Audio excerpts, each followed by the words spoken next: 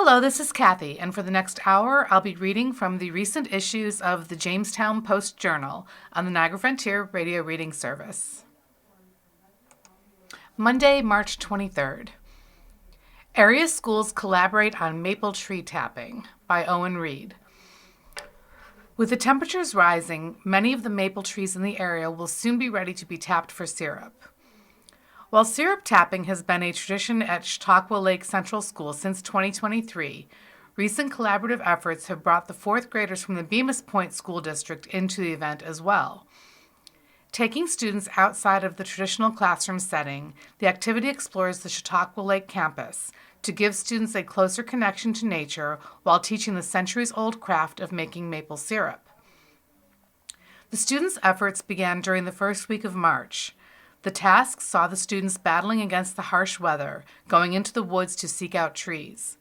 Students prepared by dressing in winter jackets and boots, as the journey required tackling steep terrains and wet conditions. Once the lessons began, the instructors invited students to participate in the process, teaching the entirety of the sapping procedure in a hands-on fashion. The outdoor classroom and the hands-on process of tapping trees to make maple syrup offer strong educational value across multiple areas, academic, social, and emotional, said Denny Morrison, a fourth grade teacher at Chautauqua Lake. It's especially powerful because students are actively doing rather than just listening.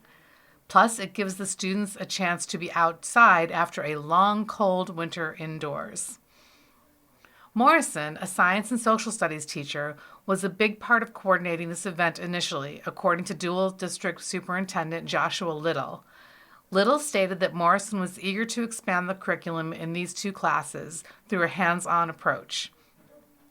When looking into ideas, Morrison would discover the New York State Agriculture in the Classroom Schoolyard Sugaring Maple Challenge, jumping at the opportunity.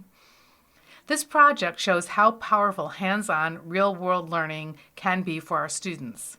Having Bemis Point and Chautauqua Lake students work side by side made it even more special, creating a shared student experience that was not only educational but also fun and memorable, said Little.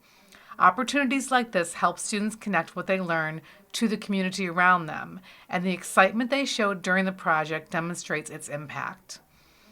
The full week of fun also saw the teachers explaining the science of the sapping process to the students.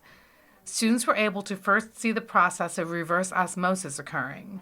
This is seen in some of the first steps when the sap is put into a machine that separates some of the liquid and impurities out. The students are also able to see the evaporation process in the machine reasonably known as the evaporator. This machine removes remaining moisture to bring the syrup to a thicker consistency. Finally, the students saw the end of the process, finishing the syrup to prepare it for consumption. This consisted of the students learning about filtering and, most importantly, the tasting of fresh maple syrup and maple cream. Bemis Point Elementary students were thrilled to participate in the Maple Sugar Project. Before the field trip, students prepared by learning about the maple sugaring process. They greatly enjoyed the hands-on experience of tapping the trees and working with the specialized equipment, said Aaron Archer, Bemis Point Elementary School principal. The highlight for all students was sampling the various maple products, with the maple cream being the clear, unanimous favorite. We look forward to making this project a continuing tradition for years to come. Clymer seeks funding for school merger by Gregory Bacon. The Clymer Central School District is asking Chautauqua County to help finance the project underway for a merger among Clymer, Sherman, and Panama school districts. On Wednesday, the county legislature will vote on a resolution for the county to give $100,000 to aid in the merger. The request is being made by the Clymer School District, although all three schools are in support of the request. Shelley O'Boyle, Clymer-Sherman-Panama Merger Study Project Coordinator, appeared at the legislature's Planning and Economic Development Committee meeting. She noted that a study indicates that the three schools could have their enrollment drop by as much as 62% in the next 5 years. The schools could be facing a $2 million drop in revenue, in part because of a projected 15% increase in health insurance and other contractual benefits, against a 2% property tax cap. The 2% just doesn't balance out the expenditures, she said. O'Boyle said the initial price tag to merge the schools is $185,000. O'Boyle said the 3 schools have applied for a $31,250 state grant, and the schools are committed to matching that amount. Mark Guise, the Deputy County Executive for Economic Development and the Chief Executive Officer for the County Industrial Development Agency, noted the schools already have a consultant. The money they are seeking from the county would not be used for the study, but for other items. The $100,000 that they're asking for is for all the other stuff involved with pushing it out, having public meetings, answering questions, and on and on and on, he said. This isn't the first time the schools have looked into a merger of some sort. In 2017, a Clymer-Panama merger was rejected by Clymer voters. Before that, in 1995, a merger of the Clymer and Sherman school districts also had failed. Guys said they're trying to avoid a repeat failed vote. Part of the reason it failed in the past, we think, is because of the misinformation. What O'Boyle is doing is making sure that this is rolled out in the proper way, he said. Clymer School Board President Ed Mulkern noted that all 3 schools have classes with as few as 10 students in a class. Legislator Fred Johnson, Republican from Westfield, asked school officials if they've considered distance learning. Clymer School Board President Ed Mulkern responded that while they're open to distance learning, that would need to be implemented at the state level. O'Boyle said distance learning doesn't always work for younger students. In 2nd grade, when you have 9 kids in a class, distance learning doesn't meet that need, she said. Legislator John Penlow, Republican from Stockton, noted that the schools and their buildings are the hearts of each community. He asked, what about the buildings, the future of the buildings? O'Boyle said part of their studies is to look at what buildings can continue to be used and repurposed. Penhallow also asked about school taxes, which are generally the highest property tax bill. O'Boyle said he doesn't know if taxes will drop with the merger, but he believes that if the merger doesn't take place, each school district will struggle and be asking taxpayers for budget increases over the 2% tax cap. The Planning and Economic Development Committee backed the resolution, which allows the full legislature to vote on it Wednesday. Public Works Committee talks equipment purchases by Sarah Holthouse. A number of equipment items are being looked at for purchasing or being traded in by the Department of Public Works. City Council members discussed the purchases during a recent meeting. Councilman Daniel Gonzalez, Democrat at large and chair of the Public Works Committee, noted that 2 of the resolutions were tied together as they were in regards to the department's same truck, number 16. One resolution looked at purchasing a replacement 2027 Freightliner 114 SD cab and chassis for the truck, and the other was to replace dump body frame and salt spreader equipment. Other purchase agreements looked at by the committee were for one new 1550 front mower and a new John Deere zero-turn mower. This one is for the crew that goes around the city doing the roving mowing, so any of the smaller parks and whatnot that we have within the city, Gonzalez said, we're getting a trade-in, so most of these parts are being traded in for, which is going to bring down the cost. Gonzalez added there was a discussion about the trade-in values and that Mark Rotzer, City Public Works Director, said they were getting good trade-in values for these pieces of equipment. Another piece of equipment looking to be purchased by the DPW is a 2026 Multi-Quip V305EK walk-behind roller. I had to ask what this piece of equipment was. It's for when you follow behind and flatten out the asphalt following the truck, Gonzalez said.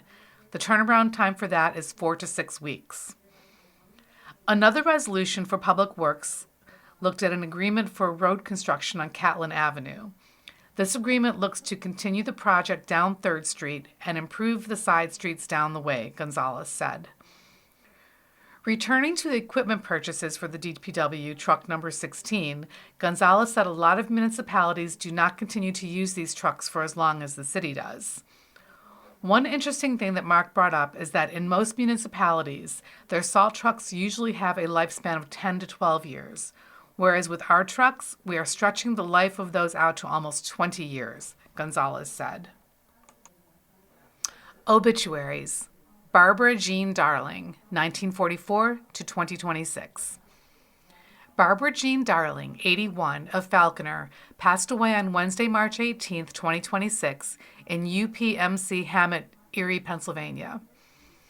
She was born on June 4, 1944, in Corey, Pennsylvania, a daughter of the late Neil and Evelyn Bates Peck. The majority of her working career was spent at Cummins Engine Company in Lakewood.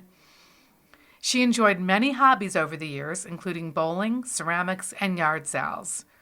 Her true joy in life was spending time with her grandchildren. She especially looked forward to her granddaughter Tara and family coming up from Florida every year for her birthday. Barb is survived by her husband Robert Darling, 3 daughters, Terry Sellon, Ronna Lee, wife of John Rose, Cheryl, wife of Mark Tremblay, 11 grandchildren, several great-grandchildren, and great-great-grandchildren, a sister Ginny Bunce, and her pet cat Lola. In addition to her parents, she was preceded in death by a daughter Tina Miller and 3 brothers, Paul, Lyle, and Rich Peck. Friends will be received from 5 to 7 p.m. on Thursday, March 26, 2026, in Peterson Funeral Home, Frewsburg. Burial will be in Maple Grove Cemetery, Frewsburg. In lieu of flowers, memorials may be made to Chautauqua County Humane Society, 2825 Strunk Road, Jamestown, New York, 14701.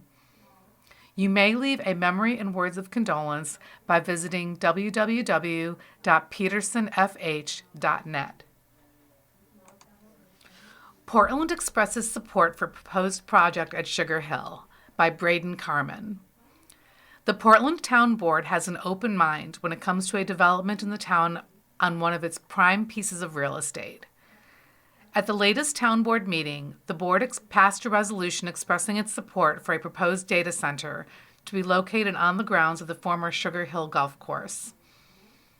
The resolution itself was vague, stating the Town Board desires to express its general support for the concept of the project while reserving full consideration pending additional details, site-specific plans, and appropriate regulatory reviews. Supervisor Rich Lewis stated the data center would house information technology infrastructure and network equipment. The appropriate reviews were defined by the town as including but not limited to site plans, environmental assessments, infrastructure impacts, and compliance with applicable laws and regulations. The town chose to voice its support after receiving reports of a planned project on the site located along Route 5. Located near the shoreline along Route 5, the property is valuable but underutilized. Back in November 2024, the town of Portland voiced its strong opposition to an inquiry from New York State Department of Parks, Recreation, and Historic Preservation regarding a purchase of Sugar Hill Golf Course. The town board did not want to give up more property from its tax roll, with approximately 58% of its properties exempt from taxes at the time of the inquiry, including the sizable property utilized for Lake Erie State Park. Lewis said at the time that losing the Sugar Hill property from the tax roll would result in more than $20,000 of taxes to be shouldered by the remaining taxpayers in the town and the Brockton Central School District. Lewis said another avenue of development of the property would be much more beneficial to the town. In the resolution adopted at the recent meeting, the board said it looks forward to collaborating and working cooperatively with the developer to address any zoning issues, land use considerations, and other matters that may arise in connection with the proposed project. You are listening to a reading of articles and features from the Jamestown Post Journal on the Niagara Frontier Radio Reading Service. Opinion: progress may be coming on Dunkirk Code Blue sites.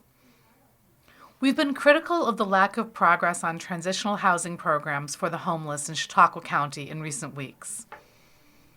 Transitional housing is still moving too slowly for our liking, but it's good to see the county beginning to push for increased services in the North County. Jamestown's homeless population exploded over the past few years, but the issue is becoming more pronounced in the North County too. We have to give credit where it's due. And it's good to see the county is working to find a Code Blue site for the North County, similar to the Rome shelter on Washington Street in Jamestown. After the winter that we've had, it became clear that a site was needed in the Dunkirk area. Carmelo Hernandez, County Social Services Commissioner, said hotel and motel rooms in the North County are kept available for those who need shelter when temperatures and conditions create Code Blue conditions. But a permanent shelter would be a less expensive option and provide better services. There has been interest in providers from Erie and Buffalo in working with the county to create both a Code Blue shelter in the North County and in creating emergency hours, Hernandez said. Those sites that have been examined so far do have some logistical issues that need to be sorted out. With the Code Blue season coming to an end soon, this is work that we hope will bear fruit later this year. Not all winters are going to be as harsh as the winter of 2025-26, but that doesn't mean we shouldn't be prepared for winters like this one either. County officials are doing that in the North County. It can be discouraging when it feels like we're running in quicksand dealing with the homeless population, while at the same time spending money hand over fist. The county's work in Dunkirk is a sign of some progress. Asheville UMC to host mobile pantry truck. Asheville. The mobile pantry truck from the Food Bank of Western New York will be at the Asheville United Methodist Church from 10 a.m. to noon and 3 to 5 p.m. Tuesday, March 24th. To receive free food, proof of address showing the recipient lives at one of the following zip codes is required: Asheville 14710, Bemis Point 14712, Celeron 14720, Greenhurst 14742, Lakewood 14750, Maple Springs 14756, Niobe 14758, Panama 14767, Stowe 14785, and the town of Bustye, as well as to fill out a TFAP form. Those attending should bring their own bags or boxes to put food in. Panama School Board to meet Tuesday. The Panama Central School Board of Education will host a budget work session board meeting at 6 p.m. Tuesday in the boardroom. The public is welcome to attend. Tea Party Patriots to gather Tuesday. The public is invited to the monthly meeting of the Southern Tier Tea Patriots on Tuesday, March 24th at 7 p.m. at 1309 Norby Road for a discussion on Chautauqua County consolidating taxpayer-funded schools, town governments, and public services. Watts Flats UMC to host dinner Wednesday. Watts Flats United Methodist Church, 866 Blocksville Watts Flats Road, Asheville, will host a ham and scalloped potato dinner with desserts on Wednesday, March 25th from 4:30 to 6 p.m. The dinner will cost $10 with all proceeds to benefit the church. UPMC Chautauqua to host blood drive this Thursday. UPMC Chautauqua will host a community blood bank drive from noon to 5 p.m. Thursday, March 26th at the hospital, 207 Foote Avenue.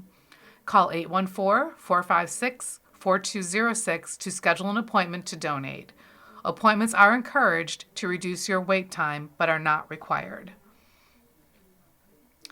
Library to host Patchwork Bowl Workshop April 11th. The Prendergast Library will offer a workshop with the Pearl City Clay House from 1:30 to 3 p.m. April 11th in collaboration with the Pearl City Clay House. Those attending will learn how to build a patchwork bowl with clay. Participants will explore clay hand building and create their own patchwork clay bowl. Pearl City Clay House's instructors will then finish the items in their kiln and bring the finished bowls back for pickup at the library. No experience is needed, but patrons need to be at least 14 years old to participate.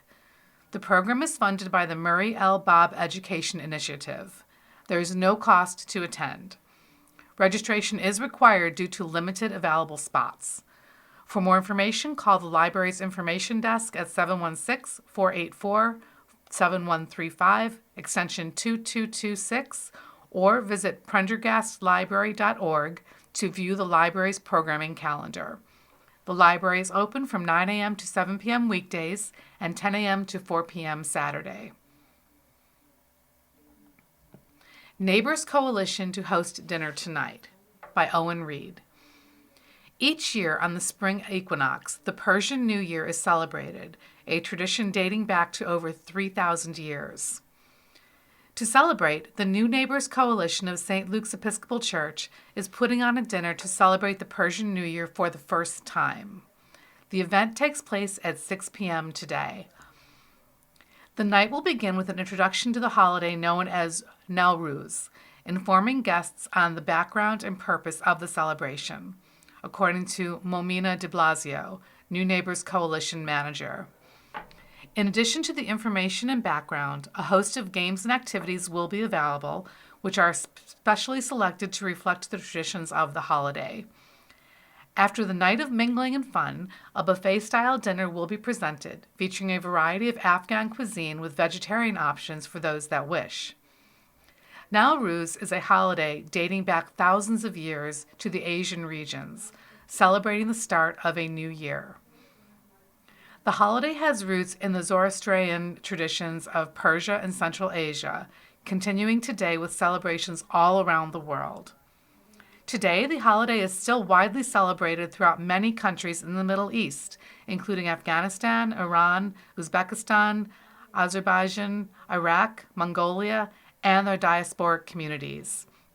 With many of these countries in the midst of conflicts at the moment, gathering not only helps to form a sense of community, but also to raise awareness for the protection of people's homelands. At a time where many countries across the region are experiencing turmoil and violence, the chance to celebrate the arrival of spring and the new year is meant as an act of solidarity and a reminder that the traditions celebrated by these nations and their diaspora are ours as well, said de Blasio. West, Central, and South Asian immigrant communities are an essential part of the United States. Their traditions are woven into our own. Their celebrations are our celebrations. We strive to share in collective joy, just as we stand together in times of grief. Any proceeds raised from the event will go towards supporting Persian and Central Asian natives who have emigrated to the local region. Tickets for the event can be purchased online or by coming to the parish in person. For more information, contact MOMINA at stlukesjamestown.org or call 716-483-6405. Focus on senior issues. Learn more about Medicaid Savings Plan by Janelle Sluga. Question. I hear and get mail about benefits that pay their Medicare Part B premium. What is that and how do I get that? Answer. The program I believe you are asking about is called the Medicare Savings Program, MSP. This is a Medicaid benefit administered by the Department of Social Services, DSS, in Chautauqua and Cattaraugus counties. Each year the income levels change, and this is new income information just released from the federal government. Often our gross income is different than our net income. I remember the difference with a rhyme. Net is what you get. With regards to Social Security, most Americans have their Medicare Part B premium taken out of their payment before they receive their benefit. If someone's gross Social Security benefit amount is $2,200 per month, their net income is probably $1,997, the amount deposited in their account.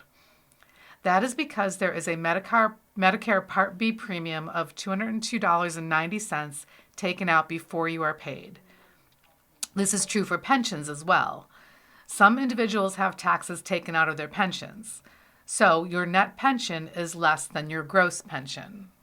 Lead to confusion when people are trying to determine their eligibility for benefits. For most entitlements/benefits you apply for, you must count your gross income, the amount before deductions.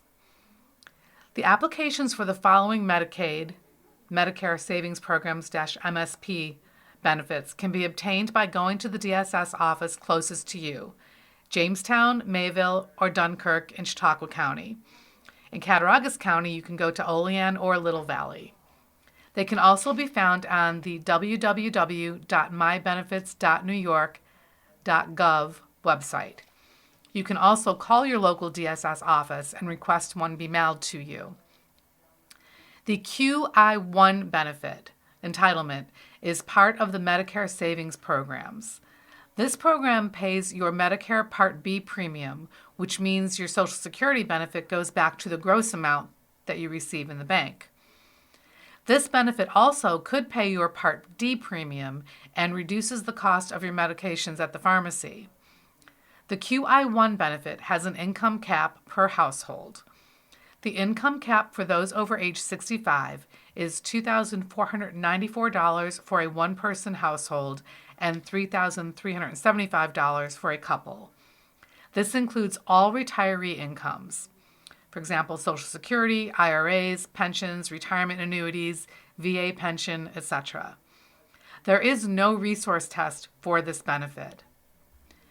This means that the money in the bank, investments, and stocks are reviewed in this application process, but not included in the calculation of your income. This entitlement does allow for some of your expenses to be deducted from your gross income. Those expenses include your health insurance premiums, dental insurance premiums, and long-term care insurance premiums. This reduction in your gross income could make a significant difference for some people. Some of these premiums could be significant. Medicare supplement insurance premiums have increased over the years. You may pay $250 monthly. This means that an individual with this monthly premium could make that much more in monthly income and still be eligible for the benefit. This equation illustrates that higher income individual could be eligible for the QI1 benefit. Obviously, this is just one of the deductions you can use as mentioned above. You can take that maximum income and review your own insurance premiums and determine if you are close to eligibility. Also, remember this benefit does not count your assets, the money you already have. The next level of benefit is Qualified Medicare Beneficiary, QMB, Medicaid benefit. This benefit also requires an application be completed and filed with the Department of Social Services. The income cap or highest amount an individual can make for this benefit is $1,856 per month, and for a couple, $2,509 per month. This is another benefit that does not have a resource test. This means you do not have to consider your assets, money and property you already have. You must disclose your IRA, 401k type of assets, but their value does not disqualify you. The QMB benefit pays your Medicare Part B premium, $202.90 each month. This can also help pay for or pay in full your health insurance premiums. These premiums could be for a Medicare Advantage plan or a Medicare Supplement plan. If either of the insurance products requires you to pay copays for your health care, this QMB benefit will pay those copays as well. Both of these benefits, QI1 and QMB benefit, are what I call a gateway benefit. Once you apply and are approved for this benefit, you also get the low-income subsidy for your Part D plan, which pays the premium for your Part D coverage up to $58.82, and reduces your copays at the pharmacy down to $5.10 for generics and $12.65 for brand name medications covered by your plan. To apply for the QI1, QMB, or Medicare Savings Program benefits, you must fill out an application for DSS. The application is usually a simplified application consisting of one piece of paper, 2 sides.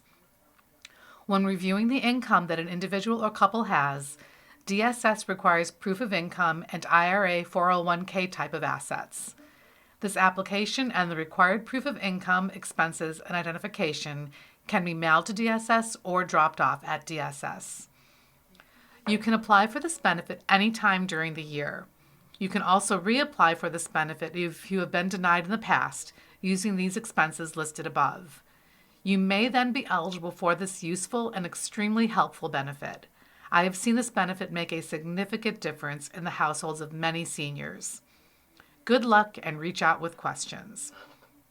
Janelle Sluga is a geriatric care manager helping seniors in our community access services and insurance.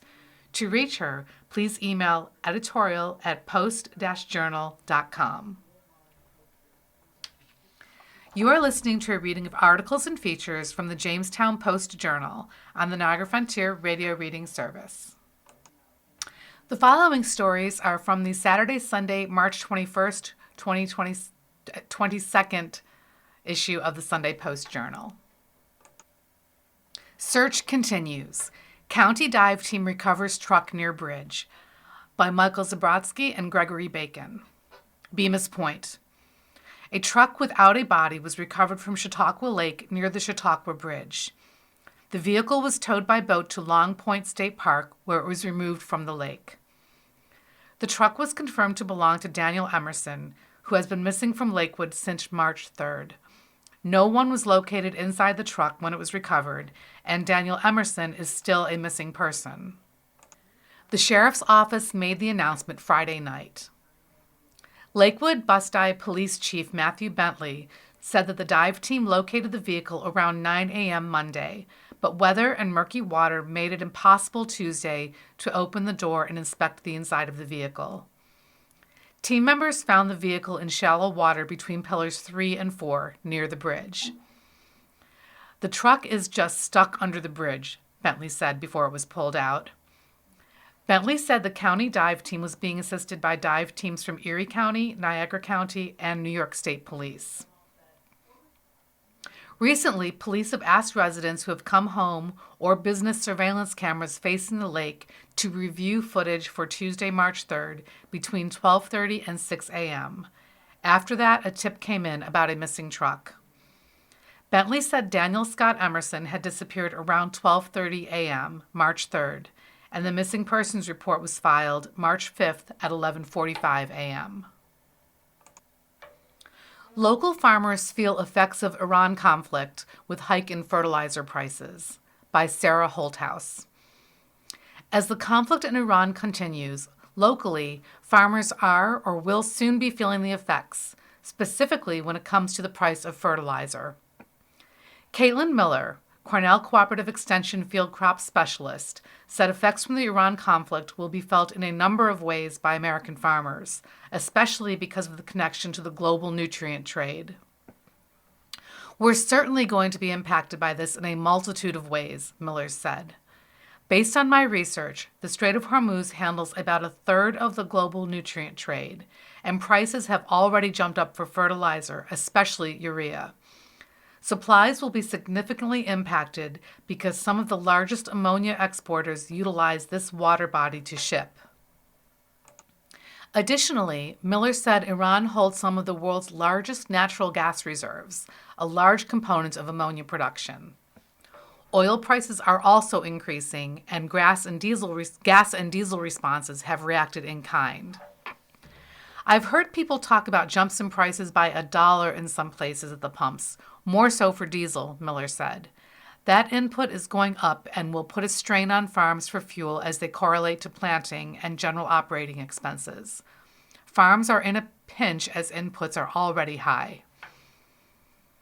Miller gave examples of the price of corn currently sitting at approximately $4.50 for cash values and about 10 cents higher for future pricing nationally, along with the price of milk currently being quite low. There is going to be a huge pinch for our farmers on all fronts, quite frankly, nationwide and locally, Miller said. According to an article from the American Farm Bureau Federation, Middle East conflicts bring specific concerns, especially around this time of year as farmers begin preparing for the spring planting season. Conflicts such as in Iran that disrupt fertilizer supply or raise fuel prices could increase production costs for farmers in the United States.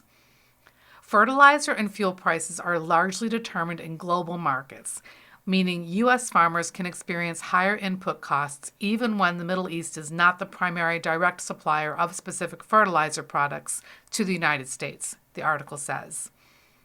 Additionally, Miller said the article reports that urea is over $500 a ton already.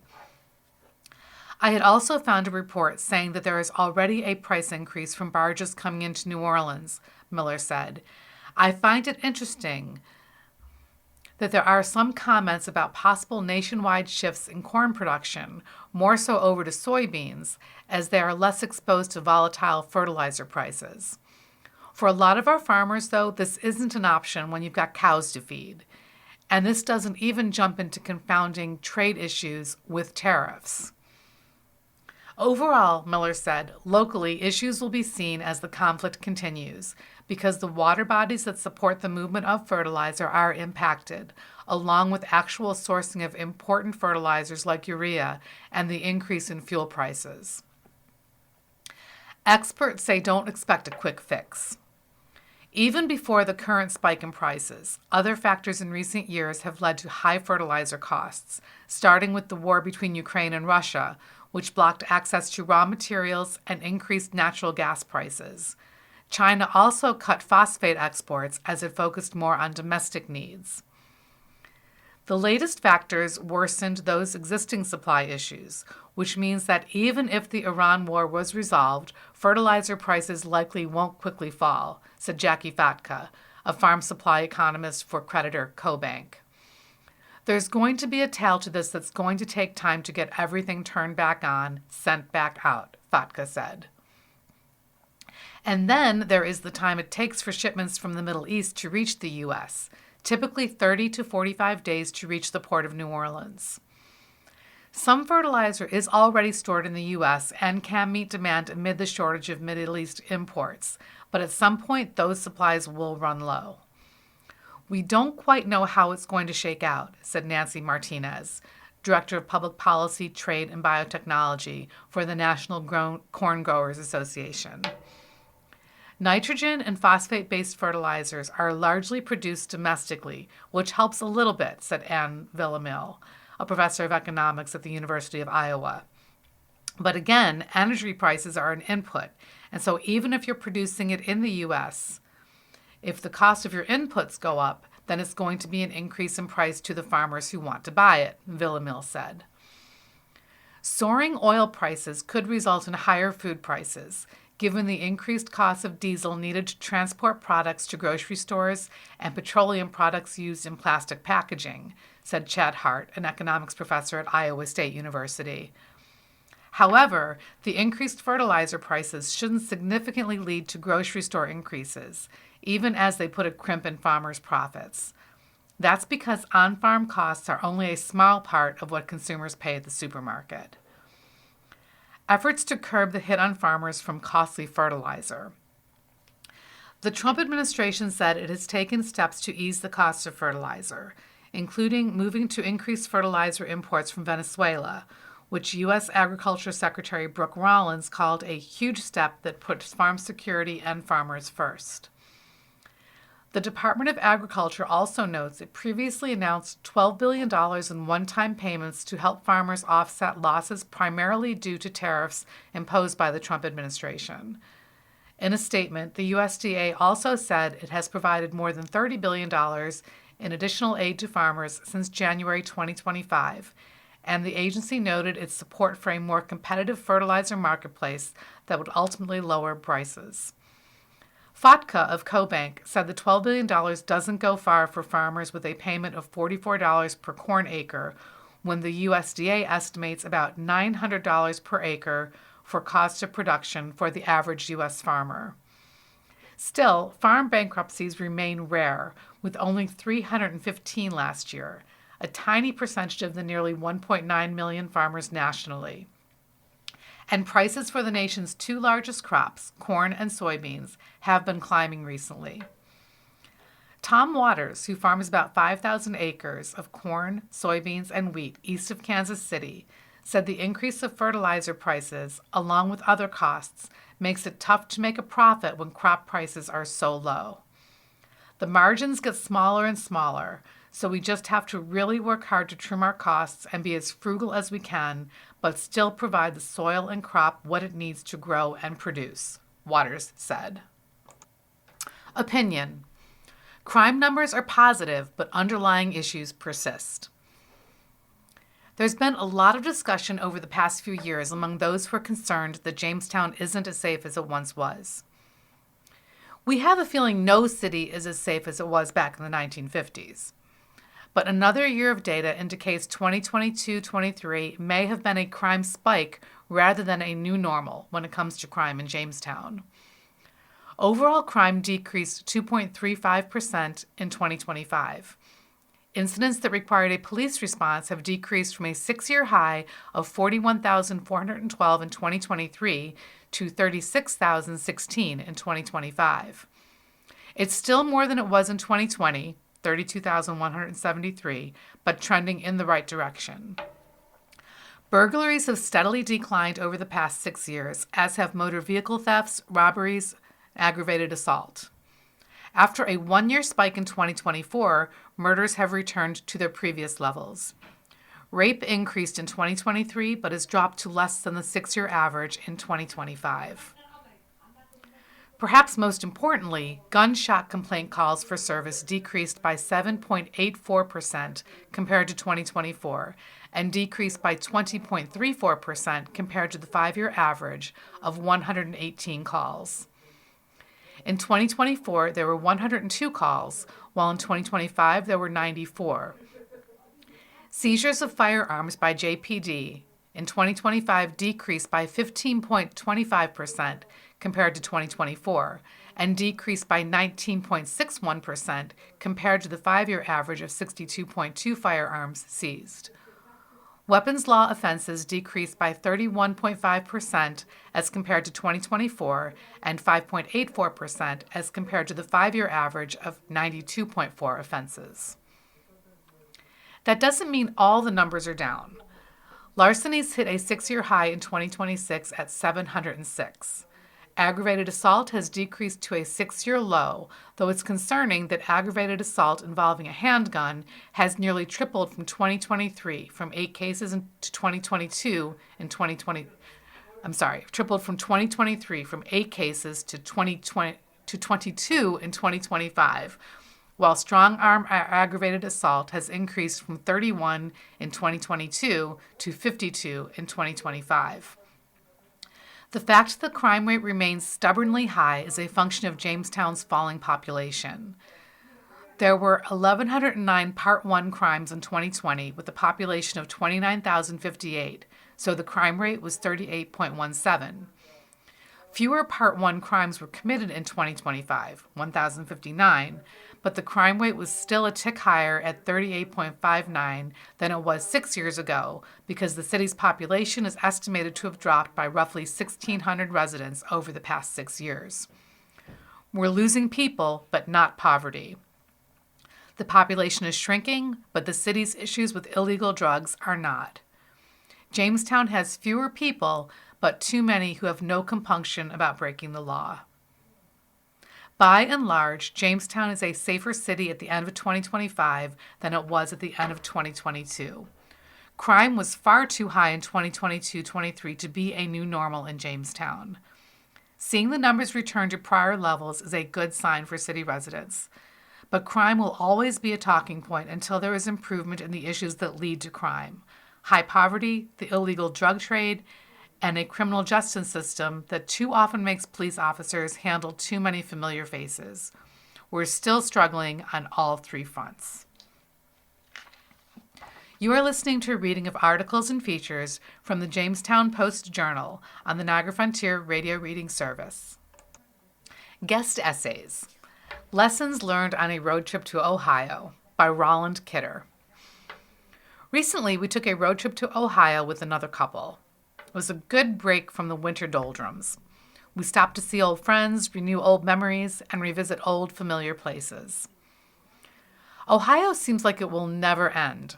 There are places of beautiful rolling hills, but then there are the seemingly endless flat plains of the Great Creighton, the corn belt that spans across several states in the Midwest. We drove for 3 days and never left the state of Ohio. One of the rewards of seeing old friends is that it is easy. Though you may not have seen them for several years, you begin talking with them like you saw them just yesterday. No long introductions, just a continuing of old, decade or more ago conversations. The focus of discussion was usually over lunch or dinner. Meals for those 3 days became reunion events. The end point of our journey was Miami University in Oxford, Ohio. The couple we were traveling with had met and gone to college there. We put 2 of our kids through school there and now have a grandson attending the university. It was Old Home Week for all of us. Appropriately, you drive into Oxford on 2-lane back roads winding through the cornfields of Ohio. The old water tower in the middle of town is gone, but the shops, restaurants, and bars are almost all where they used to be. You could almost walk blindfolded around this town. It was a lot of years ago when I was last here, but everything was much the same as it used to be. The campus itself is beautiful. The new big thing at Miami this year was that, at the time, its basketball team had a team record of 31-1. That has to be close to a record for a Division I school in the whole country. But because Miami has an enrollment of only 20,000 students, as opposed to Ohio State with 65,000, there were still some questions as to whether the team would receive an invitation to the NCAA playoffs. It all ended well as Miami of Ohio finally received an invitation to the big dance. I don't think that you can fully understand America without experiencing a place like Ohio. Most towns are still small, as are the houses. Small. Cape Cod-looking houses of wood frame construction line most of the streets. Family businesses and metal shops abound, and all of this is encased in a sea of farmland that seems to go on forever. I've always liked Ohio. For me, we in Chautauqua County are much more Midwestern in our thinking than we are Eastern. Our politics reflect that, as do our combination of large and small manufacturing businesses that dominate our economy here. The only place we seem to be slipping, as compared to Ohio, is in the decline of agriculture. The dairy farms that used to dominate our landscape here are now pretty much gone. But back to Ohio. If you get bored with cabin fever, maybe it's time to hop in the car and head for Ohio. It will help you reconnect with your roots. Rolland Kidder is a Stowe resident. Obituaries. Ransford C. Marshall, 1936 to 2026. Ransford C. Rats Marshall, 89, of Frewsburg, passed away on Wednesday, March 18, 2026, in UPMC Chautauqua. He was born on September 1, 1936, in Beccaria, Pennsylvania, a son of the late Ransford J. and Marie Burrell Marshall. He was a 1954 graduate of Madera High School. For many years, he was a communicant of the former Our Lady of Victory Catholic Church, Frewsburg. Prior to retirement, he was employed at Marlin Rockwell, SKF, for 45 years. Rats was an avid golfer and enjoyed vacations with his wife, Rose. Rats is survived by his wife of 66 years, Rose J. Whitehoish Marshall, whom he married August 17, 1959. 2 sons, John Ransford, husband of Sheila Marshall of Colorado Springs, Colorado, and Robert James Marshall of Jamestown. His sister Patricia Patsy Sirach. 6 grandchildren, John Ransford Marshall Jr., Valerie, wife of Rocky Munoz, Felicia Marshall, Robert, husband of Isabella Marshall Jr., Matthew Marshall, Jacob, husband of Kia Marshall, and 4 great-grandchildren, Rhiannon Munoz, Cora Munoz, Audrey Munoz, and Allison Marshall. A celebration of life will be held at a later date. Memorials may be made to St. Jude's Children's Research Hospital, 501 St. Jude Place, Memphis, Tennessee, 38105. You may leave a memory and condolence by visiting www.petersonfh.net. Gerald Nordland, 1944 to 2026.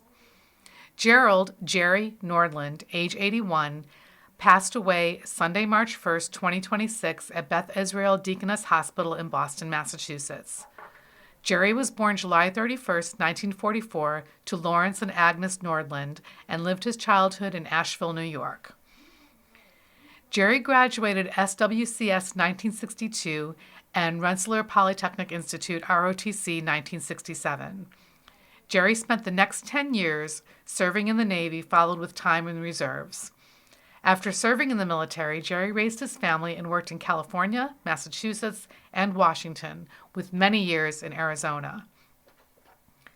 Jerry is survived by daughter Andrea, wife of Richie Drakes, Roslindale, Massachusetts, sons Jeff, husband of Lillian Nordland, Jason, husband of Stephanie Nordland, Jeremy, husband of Janice Nordland, and 8 grandchildren. He's also survived by 4 sisters, Carolyn Schneider, Phyllis Hewling, Jeanette Colson, Cynthia Linebarger, and 1 brother, A. Morris Nordland, and extended family members. Donations in Jerry's memory may be made to Asheville Library, Asheville, New York. As per the family wishes, a celebration of life will be observed at a later date. Sassy Bags Blingo fundraiser is March 26th. Celeron. A popular fundraiser returns for its 9th installment when Sassy Bags and Beyond Blingo takes place Thursday, March 26th. The event will be held at the Resource Center's administrative offices at 200 Dunham Avenue, Celeron. Doors will open at 6 p.m., with the Blingo game starting at 7 p.m. Those planning to attend should park in the rear lot and use the entrance at the top of the ramp. At Blingo, participants will play bingo to try to win handbags as prizes. Admission is $20 and includes light refreshments. The event is being organized by Filling the Gap Incorporated, which works with the Resource Center to improve the lives of people with disabilities in Chautauqua County. Money raised through Sassy Bags and Beyond Blingo will benefit the Mark Pacheco WOW Working on Wonders Fund at the Chautauqua Region Community Foundation. The WOW Fund provides money so people with disabilities can enjoy experiences they otherwise could not afford, such as attending concerts or sporting events. Blingo is back and will prove to be a fun-filled evening out for all attendees, said Victoria Bardo, Development and Event Manager for Filling the Gap. We will have a variety of handbags as a part of our Blingo prizes. We will have our 10 Blingo games, door prizes, traditional raffle table items, 50-50 tickets, and complimentary snacks. She added that large groups are encouraged to make a reservation to guarantee that all members can be seated at the same table.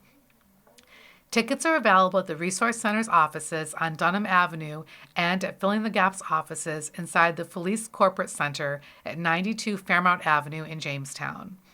Tickets can be purchased online at filling-thegap.net. For more information, phone Bardo at 716-661-1477. Major sponsors of this year's Blingo are Fenton Mobility, Kinetic, and Southern Chautauqua Federal Credit Union. Other area businesses are also providing support for the event. Mayville senior citizens to meet April 24th. Host safe driving class April 24th. Mayville. The Mayville senior citizens met recently with Earl Freeling, a Ripley chiropractor with 26 years of experience, speaking to the group. Freeling stressed staying active, developing hobbies, and stimulating the brain. His motto is, "Life to your years, not years to your life." He discussed sciatic nerve issues and their causes. Robin Carr corrected the Sprague's Salamanca trip on April 14th to $129 from $122. A thank you card was received from Jerry and Bev White. Carr said the group will take a trip to the Botanical Gardens, Ilio DePaulo's, and the Broadway Market on March 31st, leaving from Dunkirk.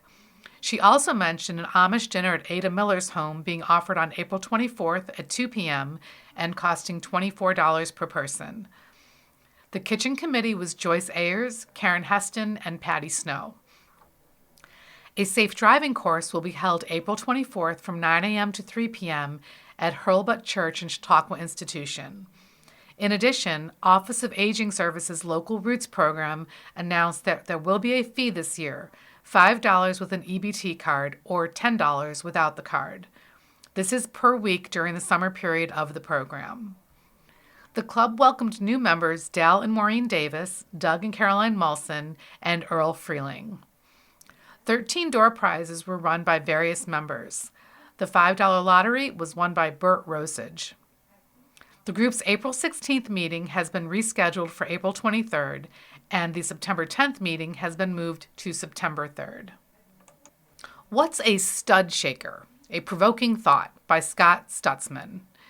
In February 1852, two brothers began making horse-drawn wagons and buggies in South Bend, Indiana. They eventually transitioned to building automobiles, including electric and gas-powered vehicles. Nearly 160 years later, my family attended an auto show in western New York State, where we experienced one of those vehicles for the very first time.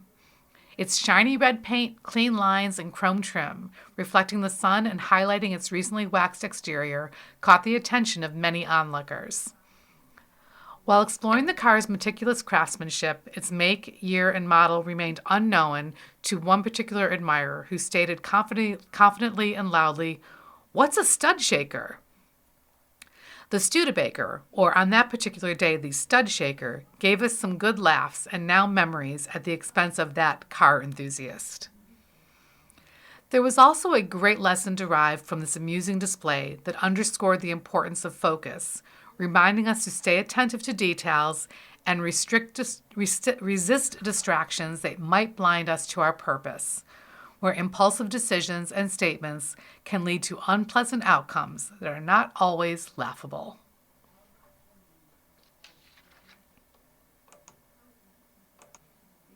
How to contact the Post Journal.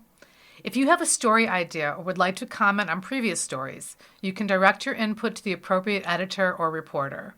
The Post Journal's main telephone number is 716-487-1111. Long-distance toll-free, call 866-756-9600. News and information, extension 242. Sports, extensions 246, 247, and 248. Weddings, engagements, anniversaries, extension 240. Obituaries, extension 240. To reach our classified advertising department, call 487-1234, fax to 488-9190, or email to classified@post-journal.com. Deadline is 3 p.m. the day prior. To reach the display advertising department, call 487-1111 or fax to 664-3119. You've been listening to a reading of articles and features from recent issues of the Jamestown Post Journal. Your reader has been Kathy. Thank you for listening.